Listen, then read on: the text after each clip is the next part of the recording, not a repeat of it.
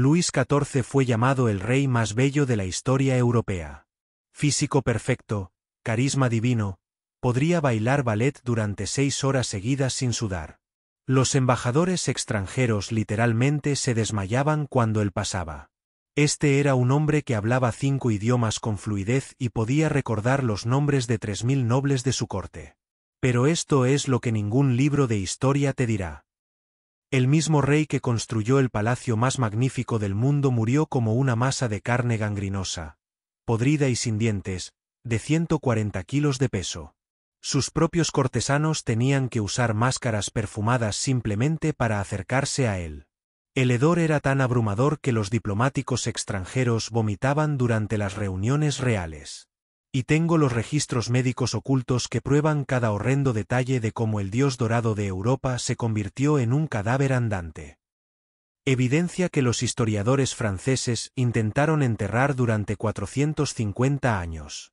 Si esta impactante verdad sobre la monarquía absoluta es nueva para usted, presione el botón me gusta para ayudar a otras personas a descubrir lo que realmente sucedió detrás de los muros del palacio, porque estoy a punto de revelar 3 secretos médicos horribles que cambiarán para siempre la forma en que vea la realeza europea. Imagínate esto. 6 de mayo de 1661, Palacio de Versalles. Luis XIV, de tan solo 23 años, desciende la escalera de mármol con un traje ceremonial de 15 kilos de peso y bordado con hilo de oro auténtico. Una multitud de 5000 personas contiene la respiración mientras este rey de 1,78 metros, de músculos marcados y cabello negro brillante, pasa junto a espejos venecianos que reflejan su físico absolutamente perfecto.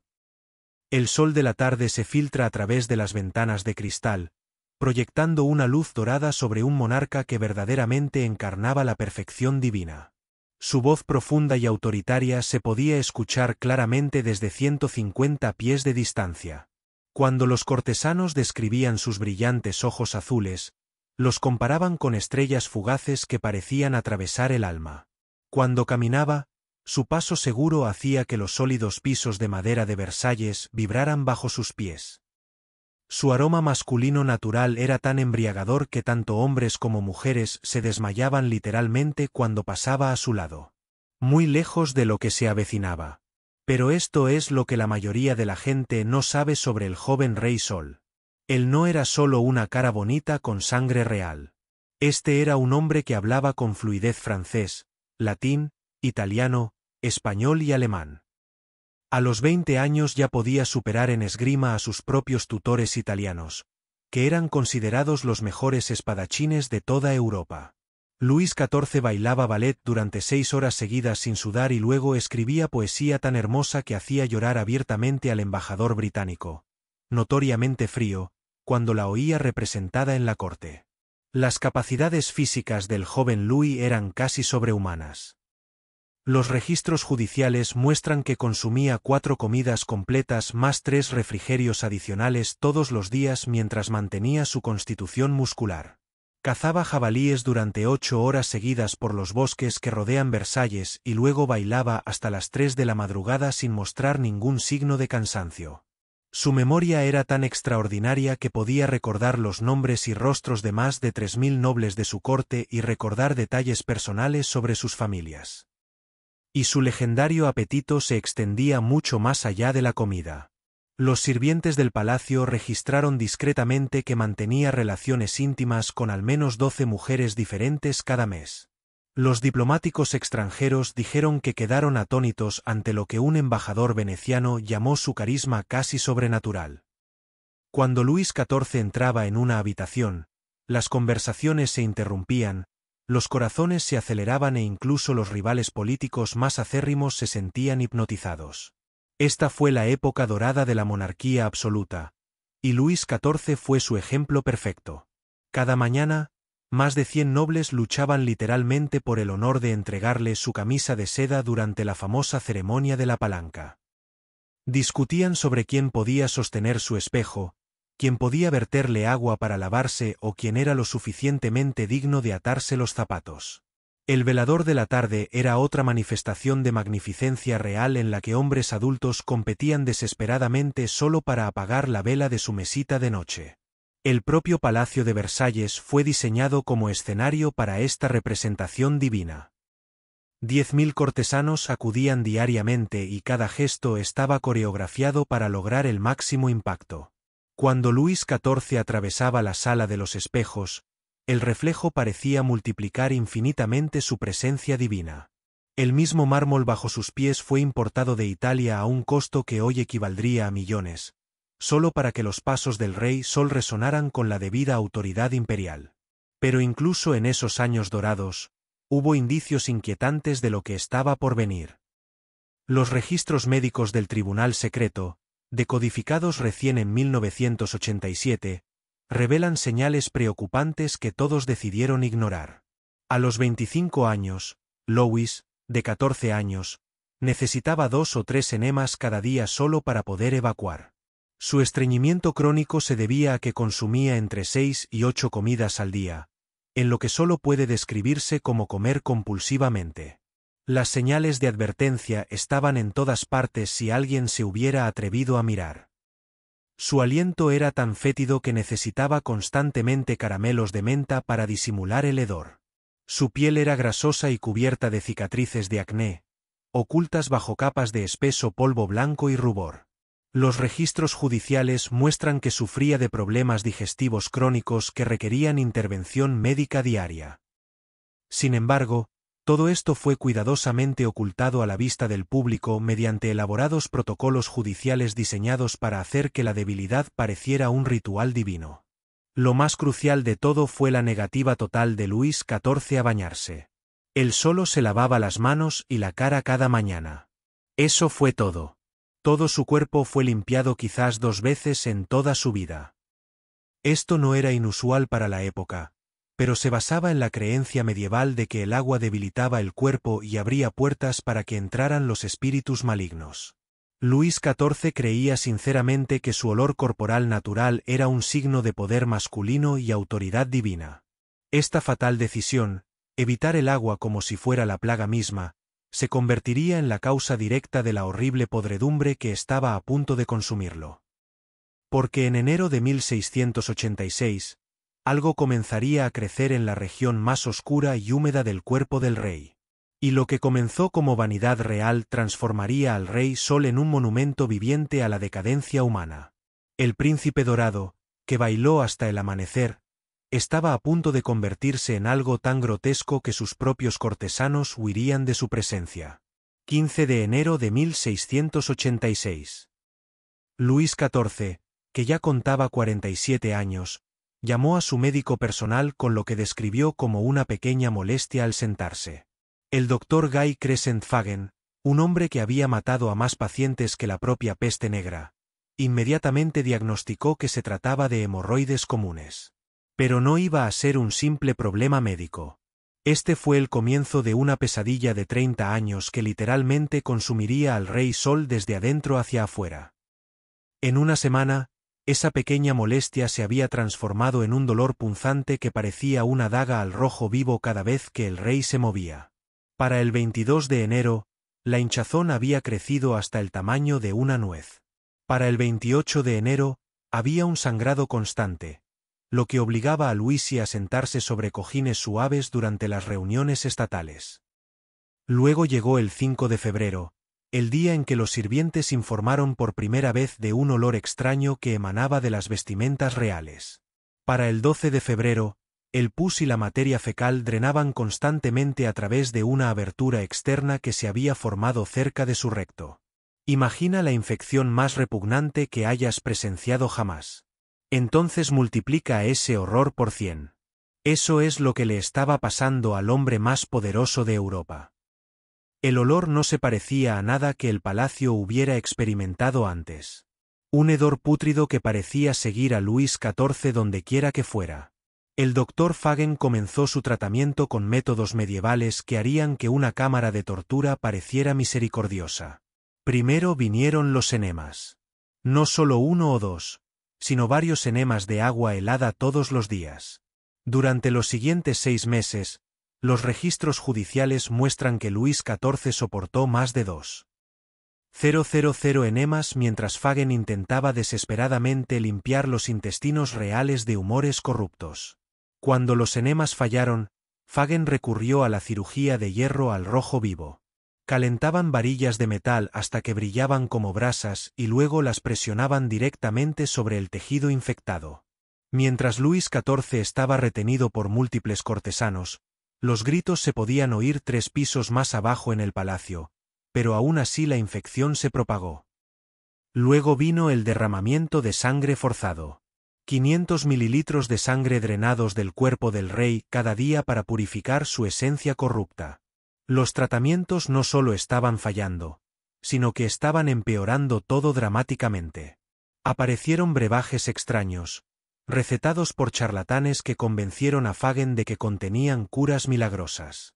Semen de toro mezclado con vino. Sangre de toro combinada con perlas trituradas. Grasa de rana disuelta en brandy. Cada remedio más repugnante e inútil que el anterior. Sin embargo, Luis XIV se sometió a todos ellos en su desesperada búsqueda por mantener su imagen divina.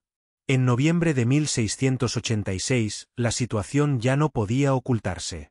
El hedor era tan agobiante que los diplomáticos extranjeros buscaban excusas para evitar audiencias con el rey.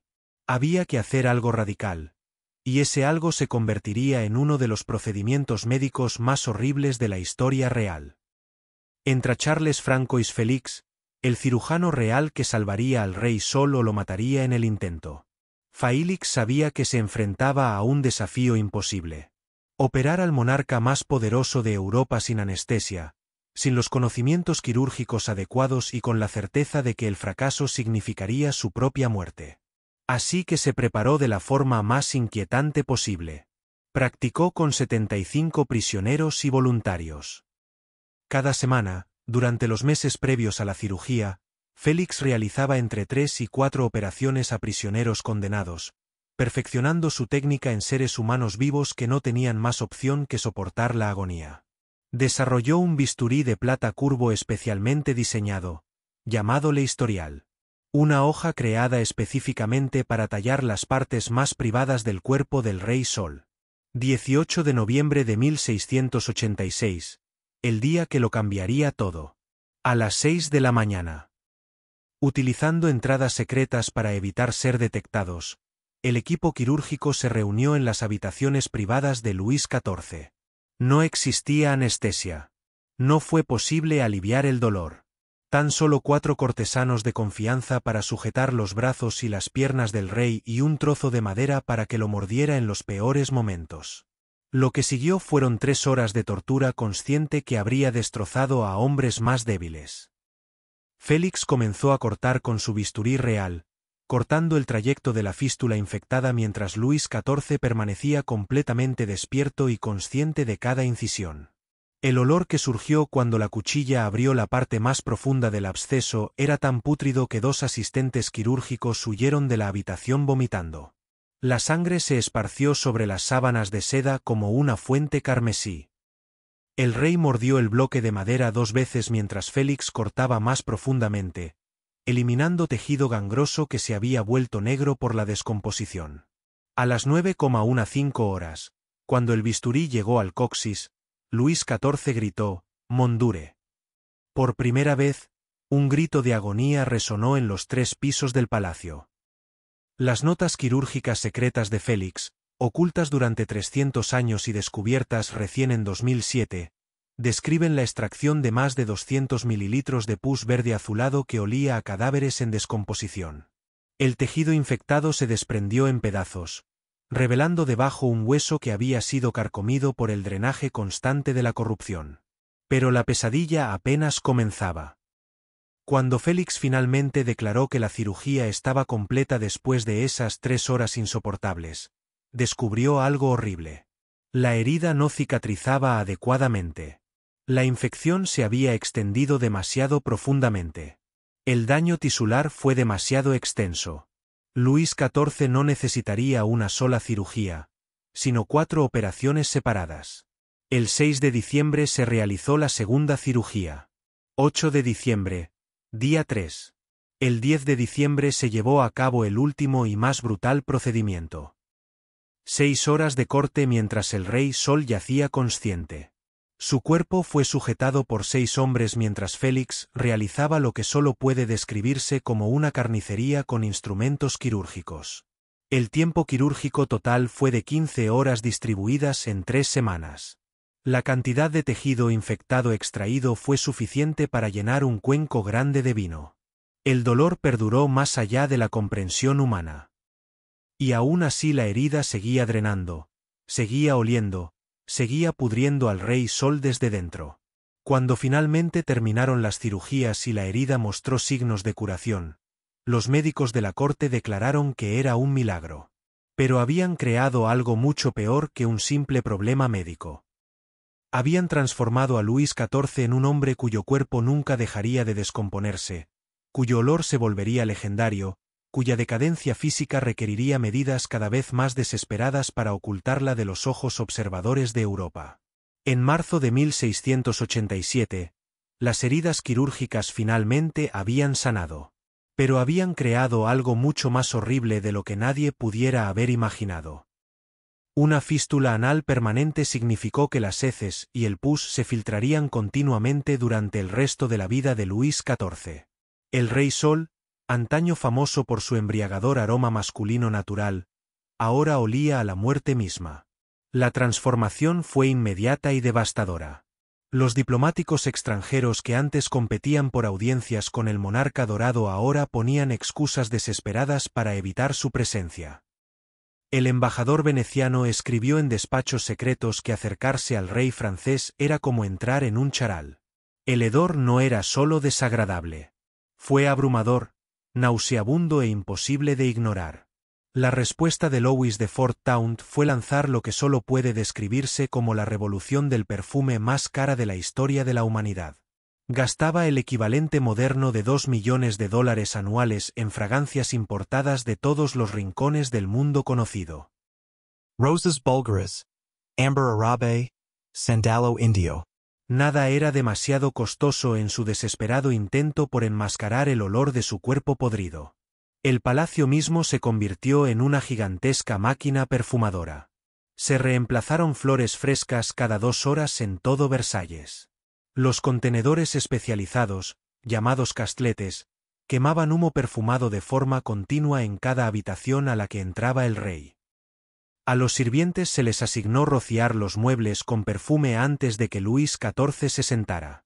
Incluso la comida estaba impregnada de aceites aromáticos para intentar enmascarar el olor de su aliento. Pero el perfume no podía ocultar lo que estaba sucediendo con su forma física. El trauma de múltiples cirugías combinado con su incapacidad para ejercitarse normalmente desencadenó una explosión de peso que horrorizó incluso a sus partidarios más leales. De 165 libras en 1670, Luis XIV aumentó a 265 libras en 1700, y luego a unas increíbles 310 libras en 1710. El rey, que una vez se había movido con gracia atlética, ahora necesitaba 6 hombres fuertes para levantarlo y subirlo a su caballo. Su trono tuvo que ser reconstruido 3 veces porque cada vez le quedaba más pequeño. Los retratistas de la corte recibieron instrucciones de pintarlo desde ángulos cuidadosamente elegidos que ocultaran su enorme volumen, pero los visitantes extranjeros no se dejaron engañar. Un embajador ruso comentó brutalmente que el rey francés huele peor que mi caballo y se mueve como una vaca preñada.